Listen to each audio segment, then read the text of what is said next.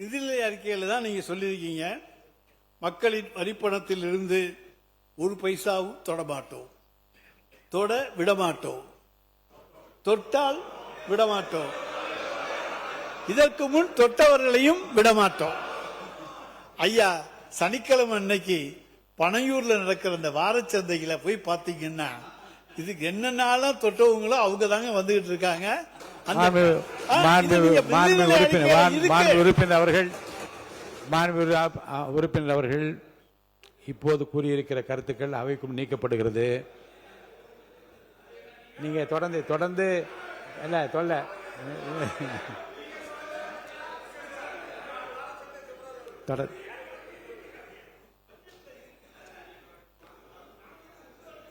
எவ்வளவு நேரம் பேர் மாண்பு உறுப்பினர் ரகுமதி அவர்கள் 11:22 ஆரம்பிச்சிங்க. வேறுங்க அவை முன்னவர் வாங்க. மாண்பு பேரவைத் தலைவர் அவர்களே, மாண்பு உறுப்பினர் இங்கே பேசுகிற போது ஒன்றை சொன்னார். அவர் சொல்லுகிற போது பனையூரை பற்றி சொன்னார். நீங்களும் அங்கே இருந்து நான் இங்கே மாறி இருக்கிறேன் என்பது நாடறியும்.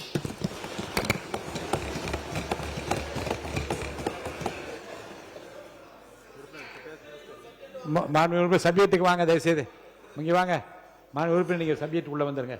சப்ஜெக்ட் தானுங்க இது. நீங்க தொட்டால் விட மாட்டேன்னு சொல்றதெல்லாம் சப்ஜெக்ட் தானுங்க. அந்த சப்ஜெக்ட் நீங்க கொடுத்திருக்க நிதிநிலை அறிக்கையிலேருந்து பேசுறேன், அதுல இருந்து பேசக்கூடாதுன்னு சொன்னீங்கன்னா நான் என்ன பண்ண முடியும்?